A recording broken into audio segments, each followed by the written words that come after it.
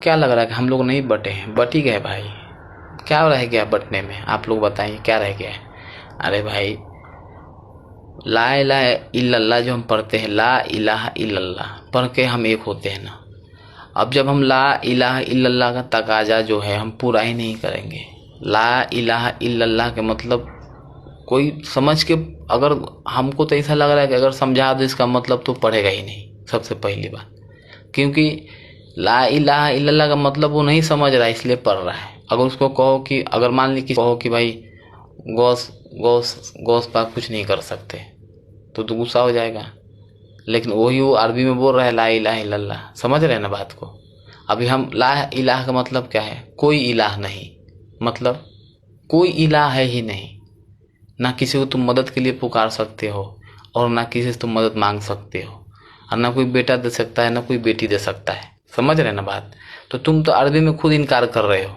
ला इलाह मतलब कोई इलाह नहीं, कोई माबूद है ही नहीं इल्लल्लाह, अल्लाह के अलावा।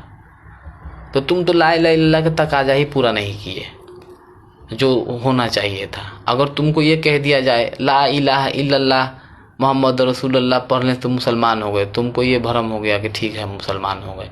लेकिन तुम ला इलाहा इल्लल्लाह पढ़ भी रहे हो, और तुम गैरुल्लाह के दर पे जाके सजदे भी कर रहे हो, और कह रहे हो कि ला इलाह, कोई इलाह नहीं। तो सजदा किसके दर पे कर रहे थे? वो अल्लाह का दर था। खुद सोचो, यानी अल्लाह का दर तो मस्जिद है। नमाज सजदा करने के लिए मस्जिद बोला गया, नमाज तुम्हें दिया गया सजदा करो। तुम बगैर नमाज के सजदा कर रहे हो जाके, हैं? और यहाँ तुम बोल रहे हो ला इलाह, कोई इलाह नहीं, और वहाँ तुम जाके बगैर नमाज के सजदे कर रहे हो कब्रों पे, और यहाँ कह रहे हो ला इलाह। तो थोड़ा गौर करो।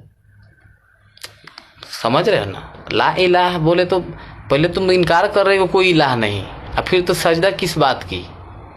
गैरुल्लाह की। एक अल्लाह की सजदा होना चाहिए। तो तुम इसका मतलब तुमको समझ में नहीं आया कलमा, तो समझो इसका कलमा का यही मतलब होता है कि पहले इनकार कि कोई इलाह नहीं, कोई हाजत रवा नहीं, कोई मुश्किल कुशा नहीं, कोई बिगड़ी बनाने वाला नहीं। पहले तुम ये इनकार करो, अब फिर मानो इल्लल्लाह, अल्लाह है, अल्लाह के अलावा बाकी कोई नहीं है। तो ये पहले मानो। तो तुम पहले मान लेते हो, बाद में इनकार भी नहीं करते हो, तो उल्टा हो रहा है ना। यानी पहले मानो कि अल्लाह है, अब बाद में वो चीज को दूसरे गैरुल्लाह का तुम इनकार भी नहीं कर रहे हो। और तुम अरबी जब पढ़ रहे हो तो अरबी में ये पढ़ रहे हो कि ला इलाह, यानी कोई इलाह नहीं। तो गौर करो कलमे पे जरा, ठीक है।